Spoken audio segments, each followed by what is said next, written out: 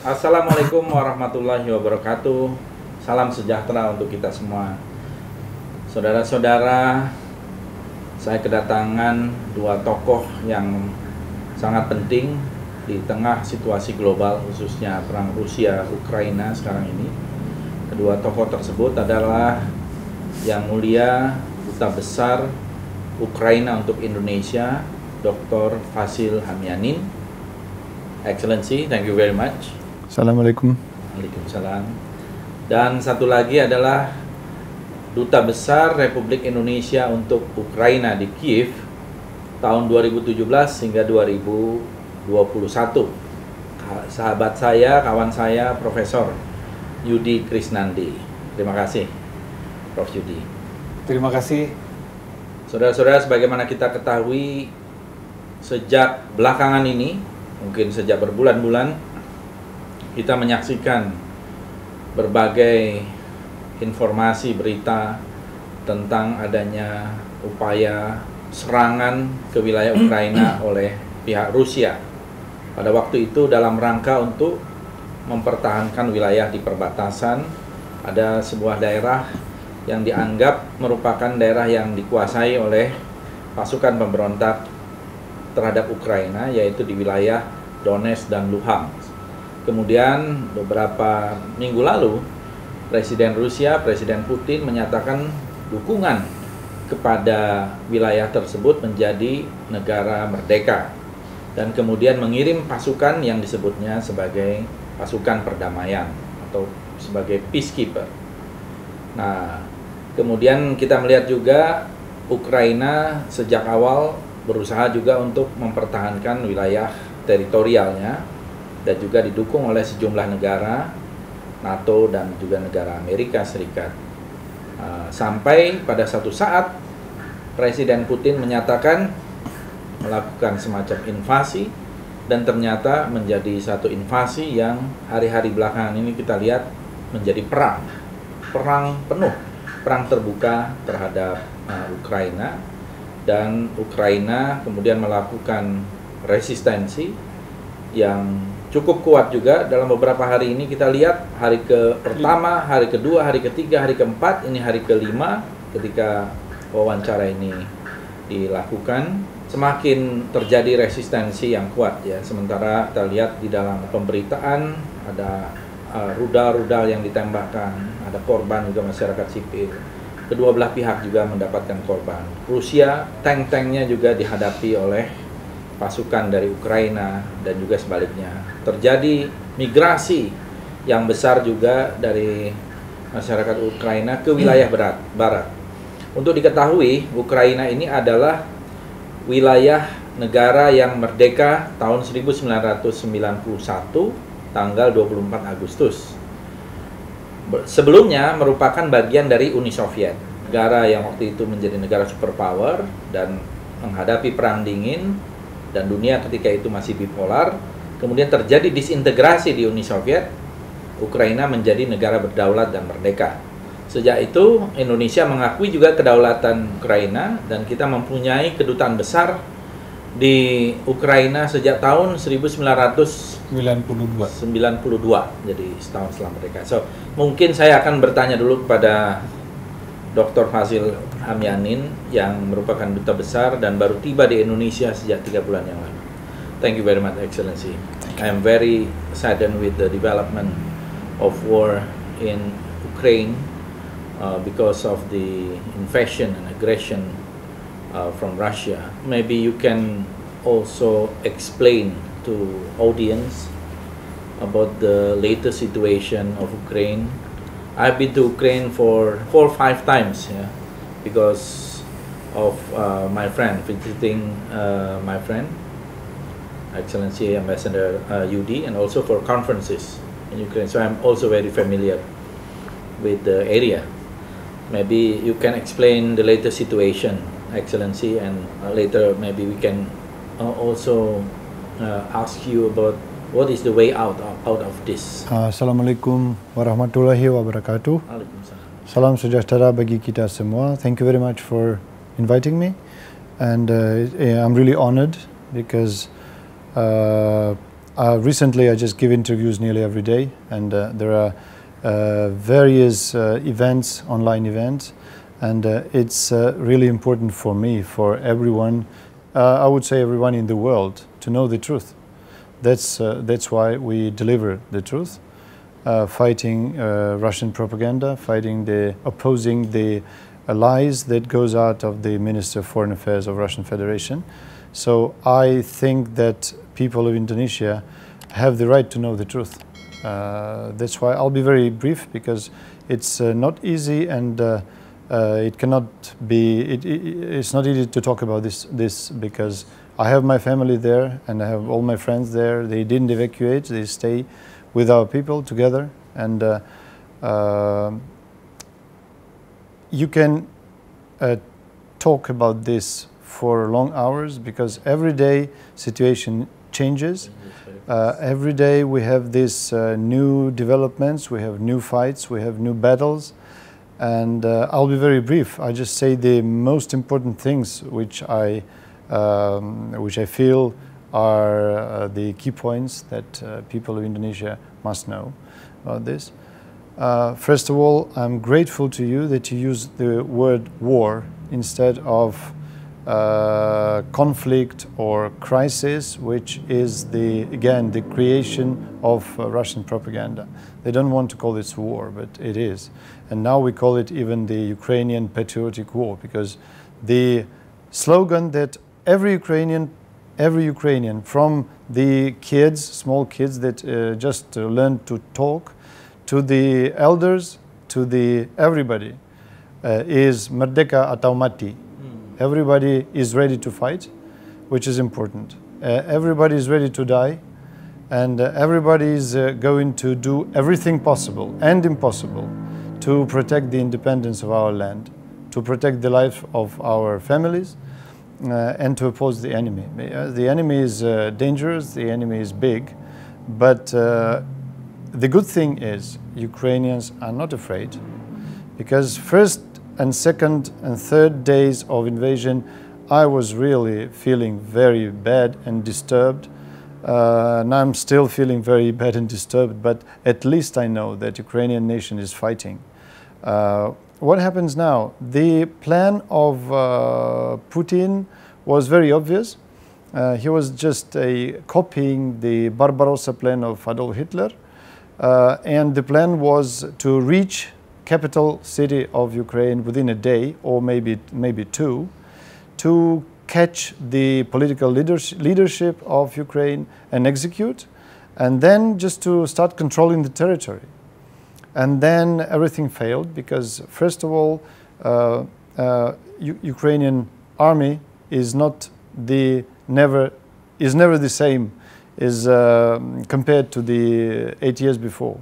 It changed dramatically, it's grown, it matured, it became well-trained, well-equipped, and well-supplied by everything. Here I have to thank our partners worldwide who provided Ukraine with necessary equipment and necessary aids, and of course the defensive weapons, including, as widely known, Stingers, javelins, and everything. So this is so our guys, our army, are ready to face the enemy everywhere, in every single corner of Ukraine. Of course, it doesn't go smooth for us too, because the attack was planned, unlike Putin declared on the television, from the east to protect the Russian-speaking whoever in the eastern part of Ukraine, because he started attacks simultaneously from north to south, from east to west. So in the same time, exactly like the 1941, early in the morning, at 5 o'clock in the morning, they start bombing the cities. From the west, I repeat, to the east, all over Ukraine. So under attack were capital city of Kiev, second biggest city Kharkiv, the Odessa, Ivano-Frankivsk, Lutsk, Chernihiv, Sumy, Dnipro, Zaporizhia, Kherson, Nikolaev, etc. So it was massive missiles and missiles strikes and the bombings. by the aviation. So in the very first day of invasion, a lot of civilians died because of this, because the district with the dense population of people were attacked also. So that's how it started, and now the enemy basically is stopped. So I would not, you know, I would rather refrain from telling the latest developments, because situation is developing every minute. Very fast. Every minute. We received the information that town of Berdyansk on Azov Sea was occupied now and under control of the enemy. It's southern Ukraine, Zaporizhia area. But when we reported this before about the other city, when we reported this, we received immediately the information that it has been freed now, so under control of Russia or Ukrainian troops. So I would not say this. I only can say that what happens in the army of Russia is that they have run out of fuel, of diesel for tanks and BMPs and all these armored vehicles. They've run out of food because there are no supplies, and they could not get anything from the local population. And in many cases, they run out of the bullets or whatever it is, like of ammunition. So many Russian soldiers just left the tanks, left everything, and just ran away somewhere, like to back home. And this is the truth. Around, as far as I can know, around 4,000 invaders were killed in action, and around more than 100 tanks, more than 600 armored vehicles were destroyed or stopped, and it's like about 100 helicopters were shot down, and about more than 10 aircraft. So the army Ukrainian army is defending very efficiently, and that was a surprise for Putin, obviously. And as for the Ukrainian side, it's amazing that we have the picture which even we were not expecting. Nearly all the civilians who can fight, they very first day went to the assembling points, to the military assembling points, and started writing the applications for volunteering, like to be given to be voluntary army. Yes, registered in regular army. And on the third day, all the lists were full. They say, please go home meanwhile, because everything is okay, under control. So too many people. Then too many people were queuing to donate blood for those wounded, and they say, okay, it's enough. We have everything full, so everything is okay. Then the people over there, all over the place, collecting things to help army, like making Molotov cocktails to oppose tanks if the street fighting starts. If it goes on, and then the children and the disabled people and old people, they make this nets for masking the camouflage for masking the eyes, for hiding the objects and of civilian. Then what I really appreciate is that our president with us every day. He never left Kiev and the capital, and his family is in there also. So this is a real sample of bravery we appreciate, and Ukrainians just support him so much now. What's important, the military commanders of Ukrainian army organized everything in very good manner. This again was a surprise for everybody, because with minimal losses, we made the maximum casualties in enemy's army. That's one. Then our army is regrouping very fast and making maneuvering all over the place very efficiently, and the civilian population is also given very clear instructions. So the patrolling is arranged, the special regime for the civilians, like what do you call it, like emergency regime, so people cannot leave homes. State of emergency. State of emergency, so people cannot leave homes and whatever. Then it's switching on the lights, and martial everything. Yes, so All the precaution measures are taken. People are calm. Of course, they are a bit, yes, not very happy and a bit afraid, but still they are feeling calm. So basically, the situation is under control and stable. So this is, I'm proud to say so. I'm very proud of my people. I'm very proud of my army and very proud of my president.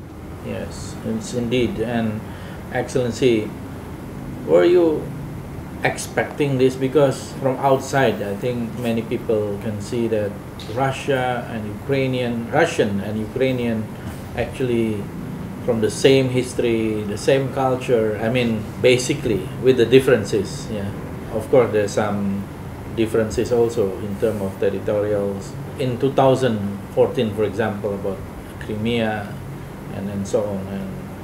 But all these disputes and also the attack and the aggression, do you think it was anticipated or before? Or you were surprised about this? Just a little remark that basically the history of Ukrainian-Russian relations through centuries is the history of disputes, conflicts, fights, wars, and the history of Ukrainian people fighting for independence. That's basically it. Yeah. Since the times immemorial, like since many centuries before. That's one point. And the second point, yes, everybody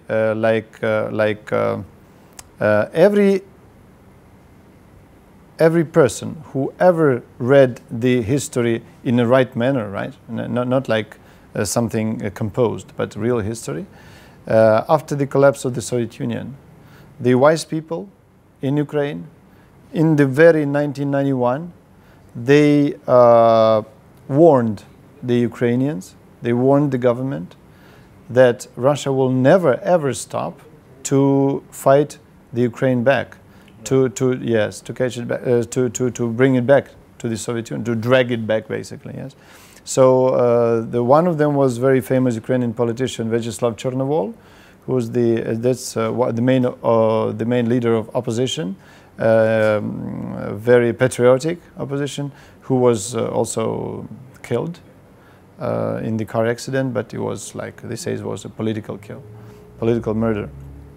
And many historians, politicians, and analytics say you just have to be ready, because every year there is a danger of when the Soviet Union collapsed, we were weak and Russia was weak, right, because everything was just ruined. Like, economy was like disconnected and all this stuff.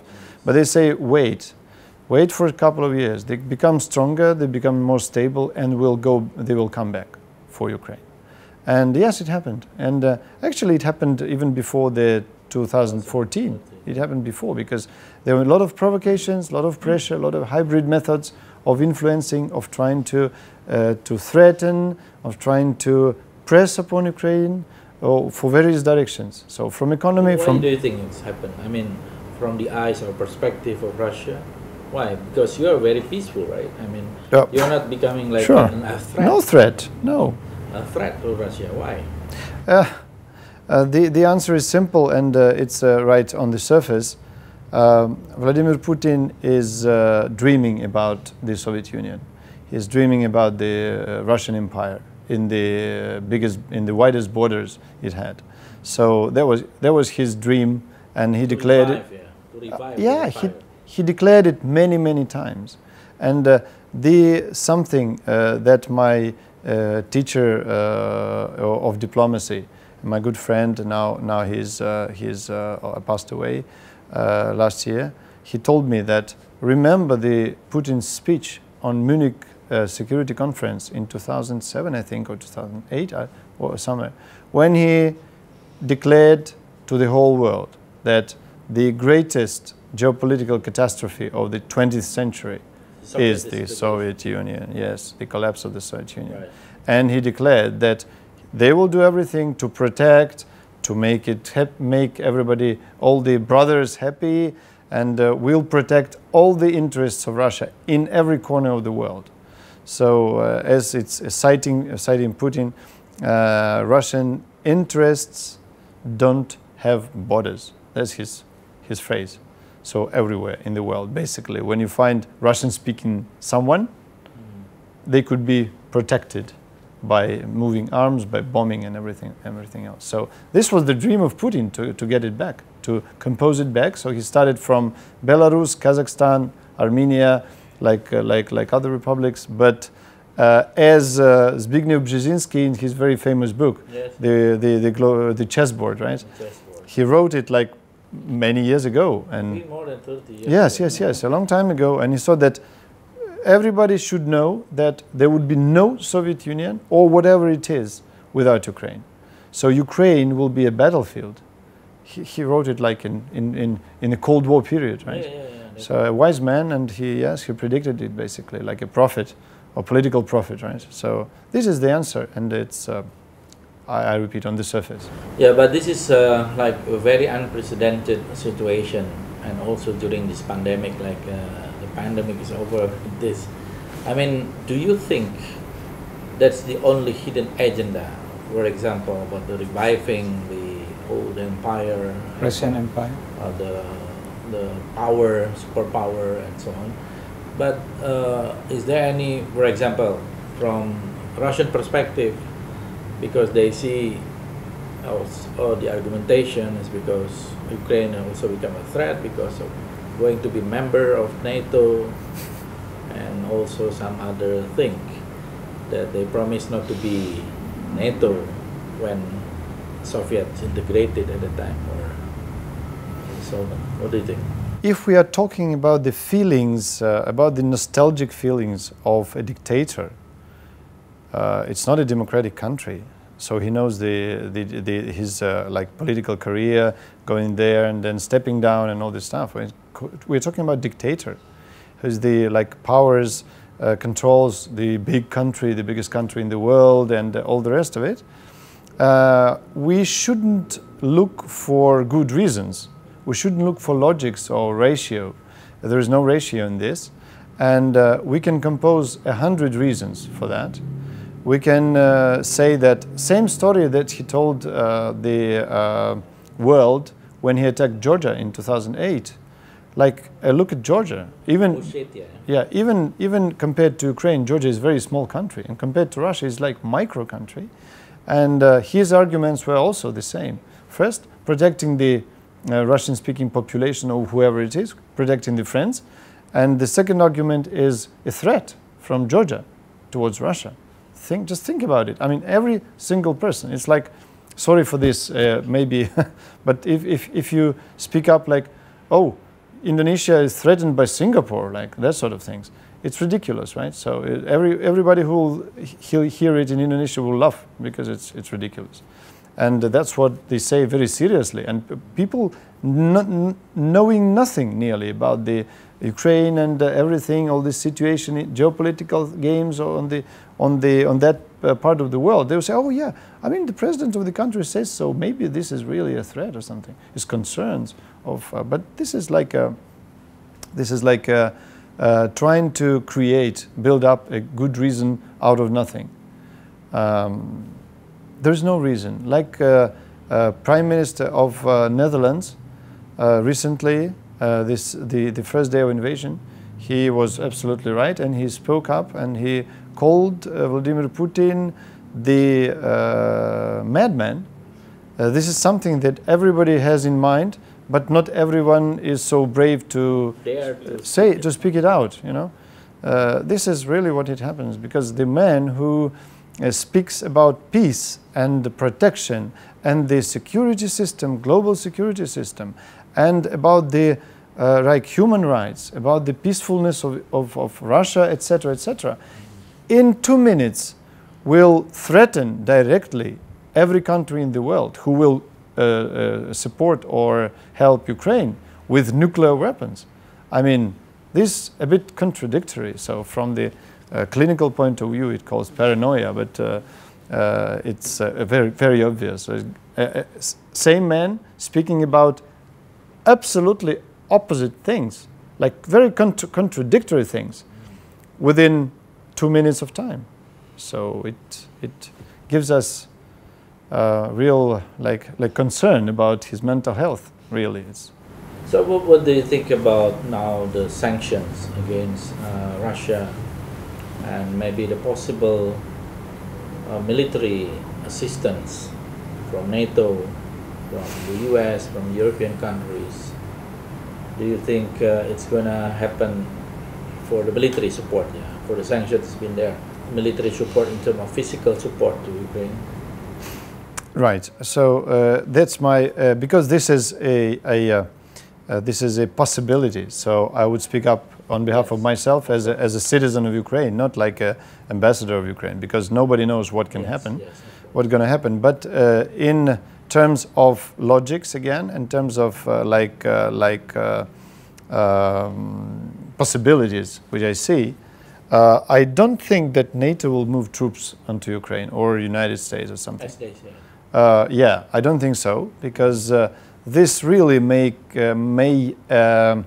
annoy the dictator to the edge, to the state of uncontrollability. So he could even, I think that in this situation he could have give himself the excuse to use to exploit the nuclear weapons, perhaps against NATO countries or something, and nobody wants this.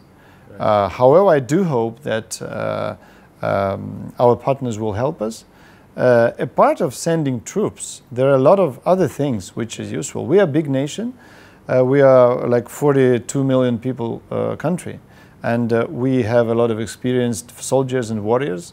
So if we have good and nice equipment and defensive weapons, we will manage, especially on land. So we actually do hope that NATO and Western countries help us to close the skies in become like a no-fly zone. Yeah. No-fly zone, yes, because the main threat for Ukrainian civilians coming from the air, from missiles and from the bombardments. Yeah, bombardments. So that's one thing, and I do hope that we have more Bayraktar and all the other good things. That drone. Yes, the drones. Join with Turkey to. Yeah. So it's drones made in Turkey, but supplied with Ukrainian engines. So it's our our sort of a bit of our product. Yeah, a bit of this.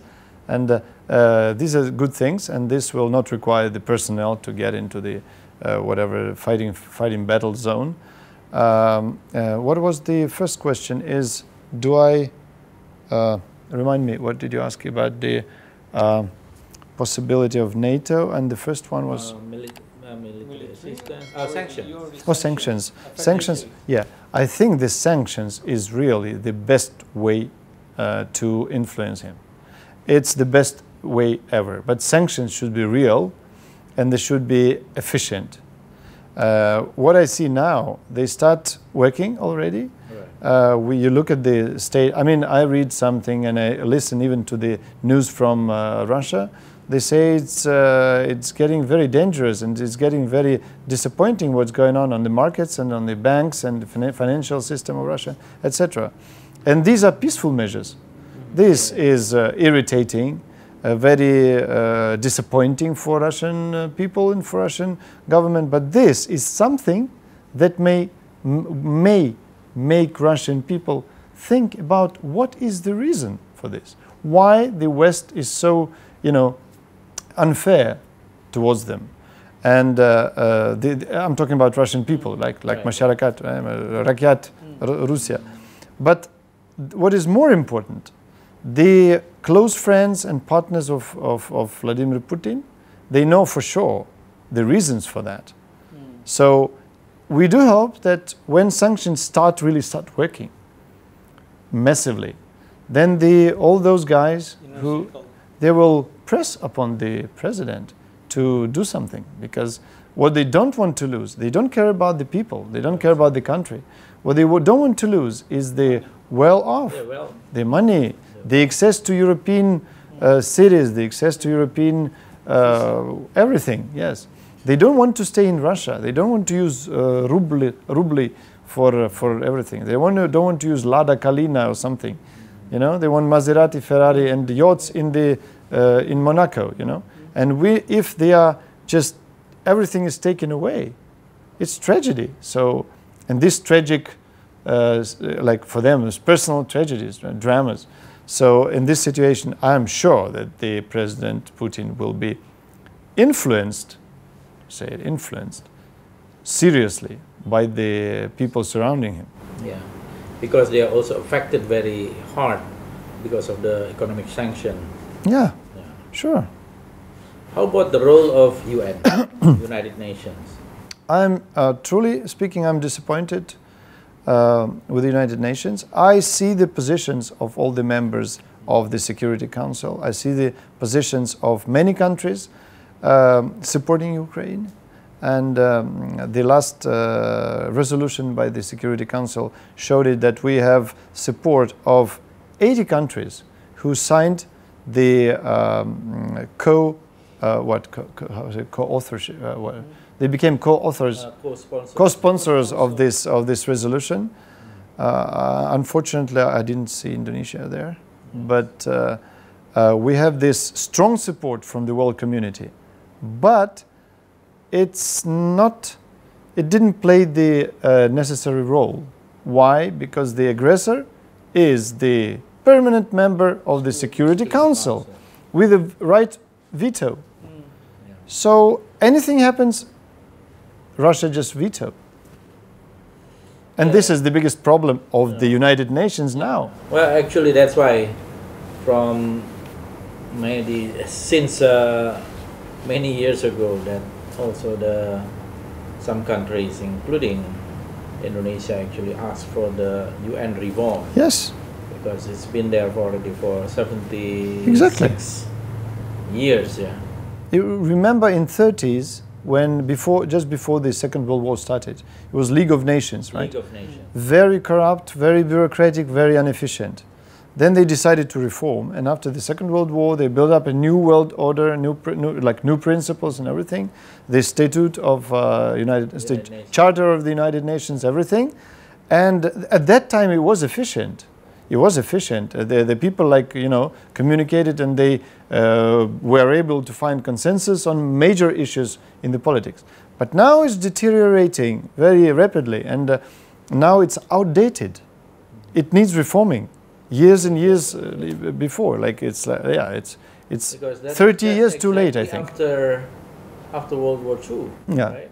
Yeah. So I think, for my opinion, I thought about this many years ago, and I thought that the time to reform the United Nations was exactly 1991, 1992, after the collapse of the Soviet Union.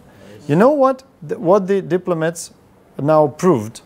That Russia actually, in fact, has no legal right to be the permanent member of the Security Council. The Soviet Union at that time. A Soviet Union, yes. But then something happened, and she wasn't exactly approved as the... It just went like natural. Yeah, in natural way, but it's not right. I mean, Ukraine was also the member of the Soviet Union. Why it didn't?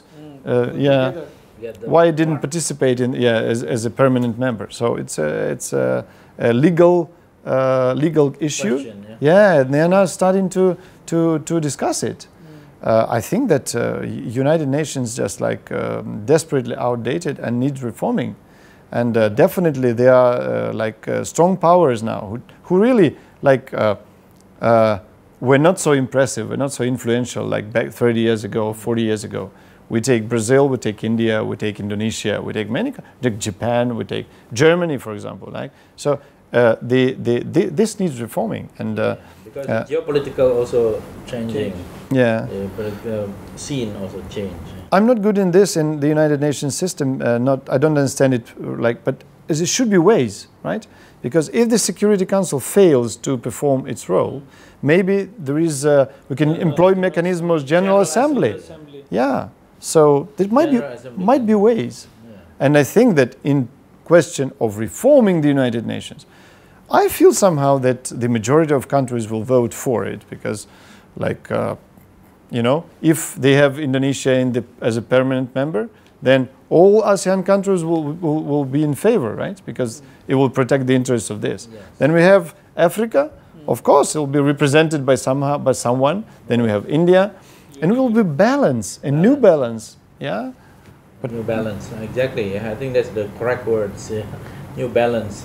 And especially these veto rights, it was good for that times. It was good because anything could happen, but now it's not good. We live in a different world. It's like rapid and changing and global.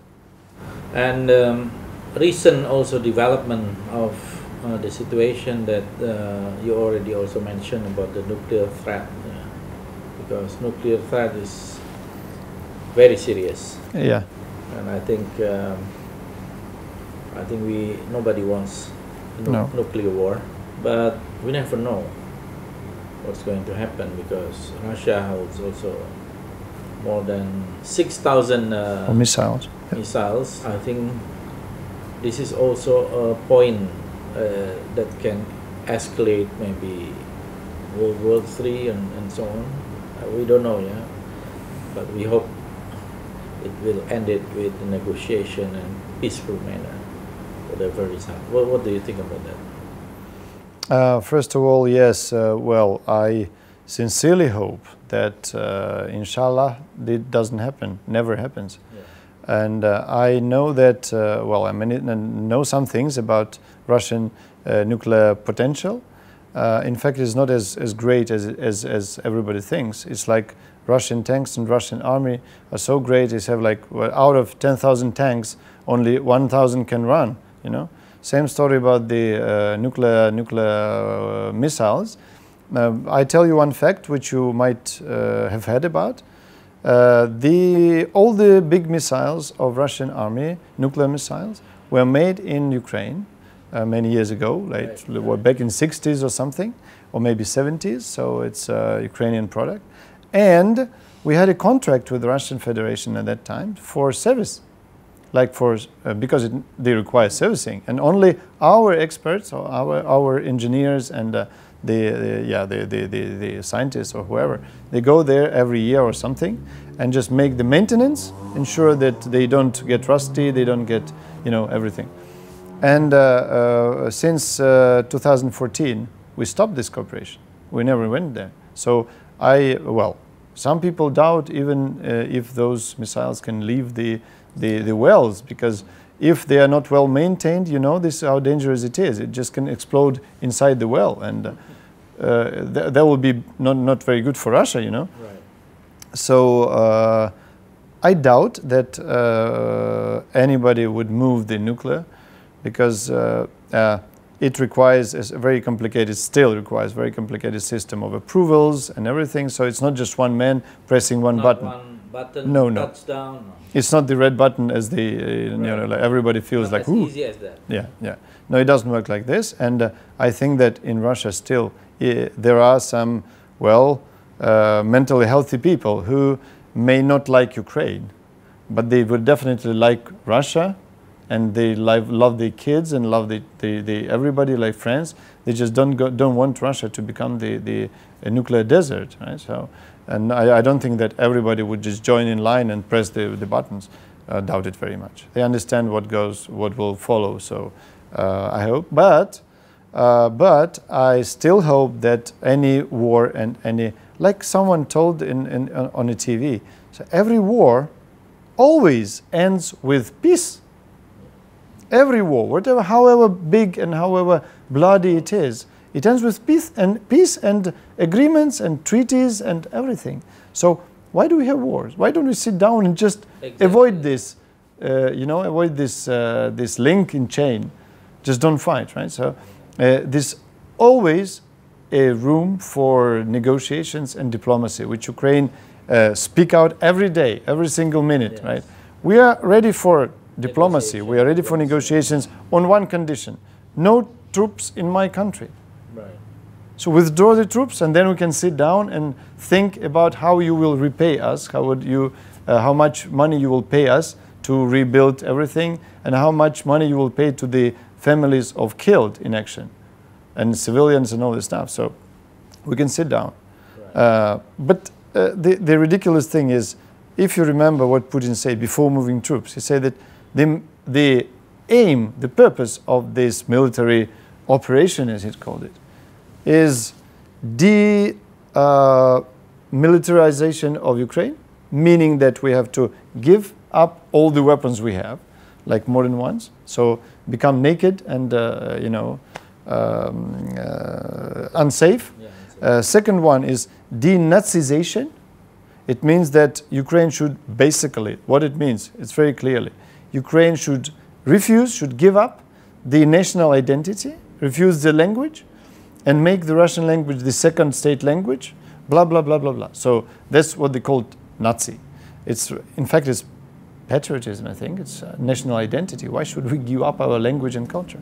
And the third one, denatozation, meaning that Ukraine should promise to, you know, to ever, forever and ever, yes, give up this political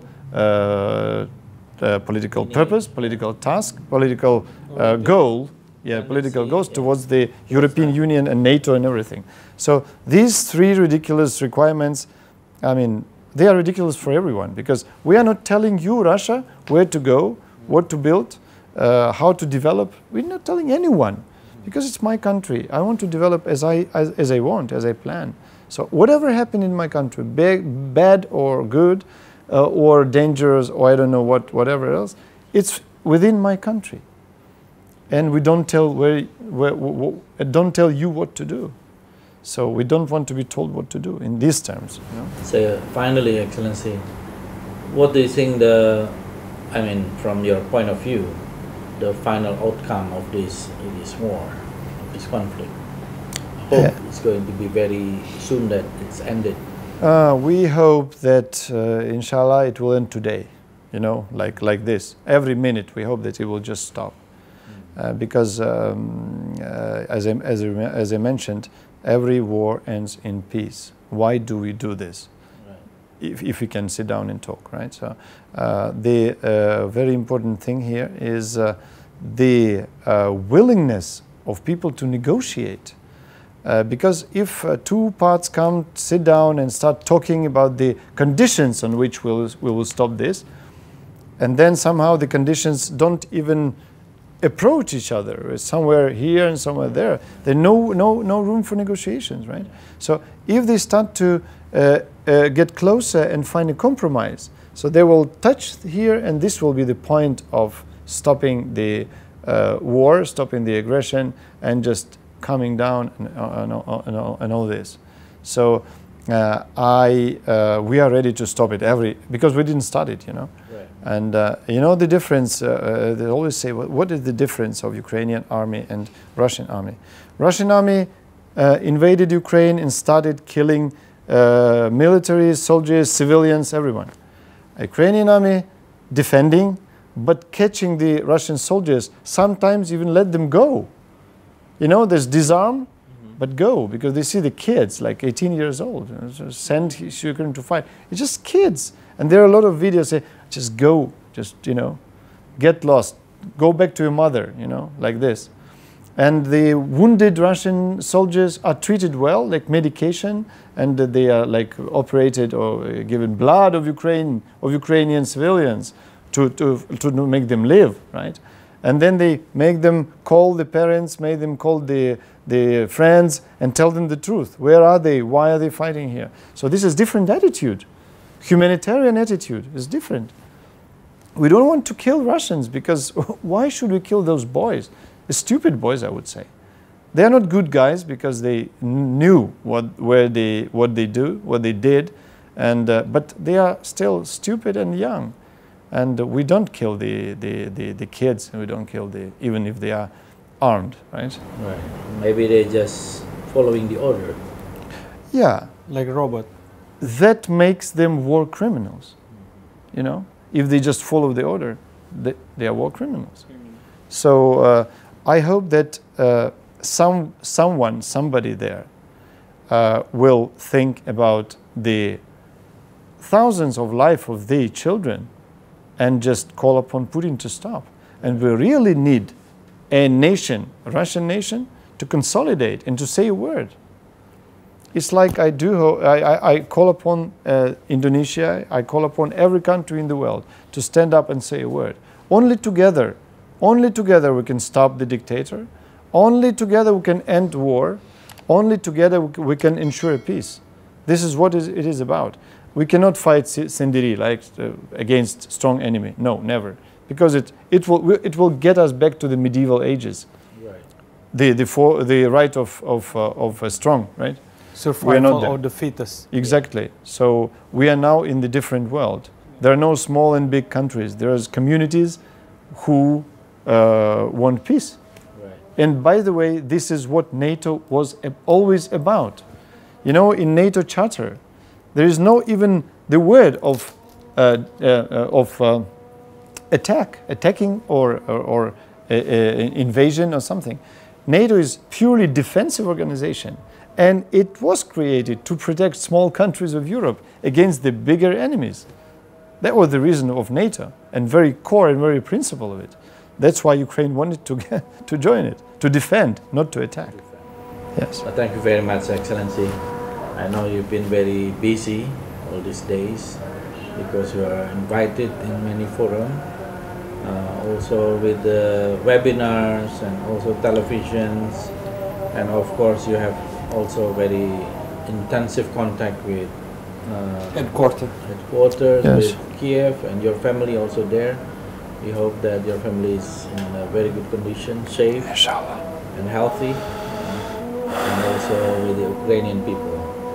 And hope that this war are going to end soon, and thank you. Also we can come back to the normal life, with the help and assistance of international organization maybe, and people, especially I think the pressure from the people is important, also in social media. Thank you very much, Excellency. Thank you very much. Just last word. And yesterday I saw the interview of Mufti of Ukrainian Muslims. Oh yeah, I met him. Sheikh Said Ismagilov. Yes, I met him. And I like his answer when he was asked, what are Ukrainian Muslim people going to do in this situation? He said that they will pray and, if necessary, fight. But mainly, the most important thing is to pray. So I really ask the Indonesian people these days to pray for Ukraine. Thank you so much. Thank you so much. Demikian interview dengan Duta Besar Yang Mulia Dr. Vasyl Hamianin yang baru saja bertugas di Indonesia dan sedang belajar juga bahasa Indonesia. Dan apa yang beliau sampaikan saya kira sangat menjelaskan bagaimana situasi dan kondisi perang di Ukraina, dan kita tentu berharap sebagai bangsa yang merdeka juga perang ini bisa diakhiri, karena perang itu selalu akan memberikan kemudaratan, memberikan kesengsaraan bagi masyarakat, dalam hal ini juga masyarakat Ukraina. Dan mudah-mudahan Pak Vasyl Hamianin dan keluarganya yang sedang berada di sana, termasuk istrinya, anaknya, juga bisa diberi keselamatan. Terima kasih, Pak Vasyl.